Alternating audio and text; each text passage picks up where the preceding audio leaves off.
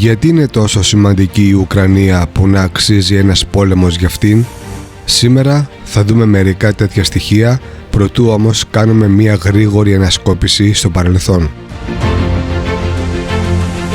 Μετά τον Πρώτο Παγκόσμιο Πόλεμο και το Ρωσικό Εμφύλιο Πόλεμο, η Ουκρανία προέκυψε στις 30 Δεκεμβρίου 1922 ως μία από τις συντηρητικές δημοκρατίες της Σοβιετικής Ένωσης. Η επικράτεια της Σοβιετικής Σοσιαλιστικής Δημοκρατίας της Ουκρανίας διευρύνθηκε προς τα δυτικά λίγο πριν και μετά το Δεύτερο Παγκόσμιο Πόλεμο και νότια το 1954 με τη μεταφορά της Κριμαίας στην επικράτεια της Ουκρανίας. Το 1945 η Δημοκρατία της Ουκρανίας έγινε ένα από τα πιο ιδρυτικά μέλη του Οργανισμού Ηνωμένων Εθνών. Η Ουκρανία έγινε ανεξάρτητη και πάλι μετά τη διάλυση της Σοβιετικής Ένωσης το 1991. Τότε αρχίζει μία περίοδος μετάβασης στην οικονομία της αγοράς, κατά την οποία η Ουκρανία βίωσε οκταετή ύφεση. Στα πρώτα χρόνια της δεκαετίας του 2000 η οικονομία σημείωσε πρόοδο με κύριο δείκτη την αύξηση του ΑΕΠ.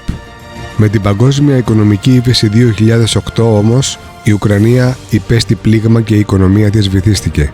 Το ΑΕΠ μειώθηκε κατά 20% από την άνοιξη του 2008 έως την άνοιξη του 2009 και μόνο στη συνέχεια σταθεροποιήθηκε. Το 2014 η απόφαση του Προέδρου της Ουκρανίας Βίκτορ Γιαννουκόβιτς να διακόψει τη διαδικασία σύνδεσης με την Ευρωπαϊκή Ένωση αποτέλεσε αιτία μεγάλων αντικυβερνητικών διαδηλώσεων, οι οποίες έμειναν γνωστές ως Euromaidan. Αυτές οι διαδηλώσεις είχαν ως αποτέλεσμα την πτώση της κυβέρνησης και τη διαφυγή του Προέδρου. Λόγω της πολιτικής αστάθειας στη χώρα, η Ρωσική Άνω Βουλή αποφάσισε να επιτρέψει την αποστολή ρωσικών στρατευμάτων σε ουκρανική επικράτεια στη Χερσόνησο της Κριμαίας, όπου ο πληθυσμός είναι κυρίως ρωσόφωνος. Αυτό επιδείνωσε ακόμα περισσότερο τις σχέσεις Ρωσίας-Ουκρανίας. Η Κριμαία μάλιστα μετά από δημοψήφισμα ενώθηκε με τη Ρωσική Ομοσπονδία, κάτι που η Δύση και η κυβέρνηση του Κιέβου αρνούνται να αναγνωρίσουν. Από τις 24 Φεβρουαρίου 2022 η χώρα βρίσκεται σε ενεργό πολεμικό κλειό, αντιμετωπίζοντας τις στρατιωτικές δυνάμεις της Ρωσίας, όταν ο πρόεδρος της, Βλαντιμίρ Πούτιν, σε επίσημη ανακοίνωσή του ανακοίνωσε ότι θα διεξαχθεί μια στρατιωτική επιχείρηση για την προστασία των Ρώσων αυτονομιστών. Το Τσερνόμπιλ έπεσε στα χέρια των Ρώσων από την πρώτη μέρα του πολέμου. Οι Ρώσοι πλέον πολιορκούν το Κίεβο και τους Αμερικανούς να εκτιμούν ότι το Κίεβο θα πέσει σε λίγες ώρες. Οι κάτοικοι του Κιέβου είναι κρυμμένοι στα καταφύγια και στους σταθμούς του μετρό. Την ίδια ώρα μάχες εξελίσσονται και σε άλλες πόλεις της Ουκρανίας. Πολλά σπίτια καταστράφηκαν από τους ρωσικούς πυράβλους που σφυροκοπούσαν όλο το βράδυ το Κίεβο. Ο Βολοντίμιρ Ζελένσκι αρνήθηκε την πρόταση των Αμερικανών, η οποία ήταν να τον φυγαδέψουν στο εξωτερικό. Οι Ρώσοι, παρά τις κυρώσεις που τους έχει επιβάλει το ΝΑΤΟ, η Ευρωπαϊκή Ένωση και η Αμερική, δεν κάνουν πίσω και συνεχίζουν την εισβολή ακάθεκτη.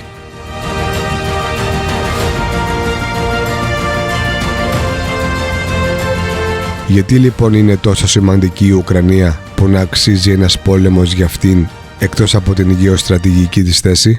Πάμε να δούμε μερικά στοιχεία.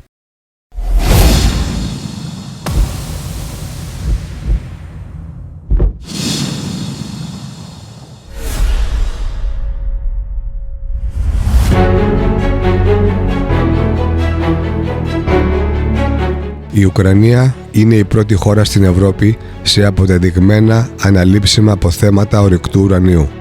Δεύτερη στην Ευρώπη και 10η στον κόσμο σε αποθέματα τιτανίου. Δεύτερη στον κόσμο σε αποθέματα ορυκτών μαγκανίου. Παράγει 2,3 δισεκατομμύρια τόνους, το 12% των παγκοσμίων αποθεμάτων. Είναι δεύτερη στον κόσμο σε αποθέματα ορυκτών σιδήρου, 30 δισεκατομμύρια τόνοι. Δεύτερη στον κόσμο σε κοιτάσματα υδραργύρου. Τρίτη στην Ευρώπη και 13η στον κόσμο σε αποθέματα γκαζιού. Παράγει 22 τρισεκατομμύρια κυβικά μέτρα. Τέταρτη στον κόσμο σε συνολική αξία φυσικών πόρων. 7η στον κόσμο σε αποθέματα γιανθράκων, 34 δισεκατομμύρια τόνοι.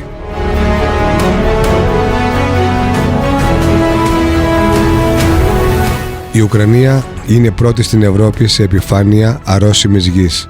Τρίτη στον κόσμο σε επιφάνεια μαύρου χώματος, 25% της συνολικής παγκόσμιας επιφάνειας.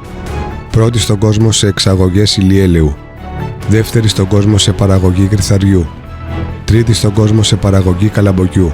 Τέταρτη εξαγωγός χώρα παγκοσμίως. Τέταρτη παγκοσμίως σε παραγωγή πατάτας.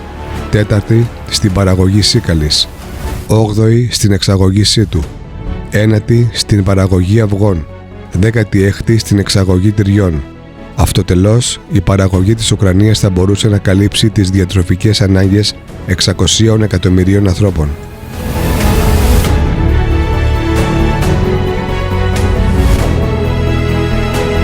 Η Ουκρανία είναι η πρώτη χώρα στην Ευρώπη σε παραγωγές αμμονίας, δεύτερη στην Ευρώπη και τέταρτη στον κόσμο σε σύστημα διανομής αγωγών φυσικού αερίου, δυναμικότητας 142 δισεκατομμυρίων κυβικών μέτρων μεταφοράς στην Ευρώπη.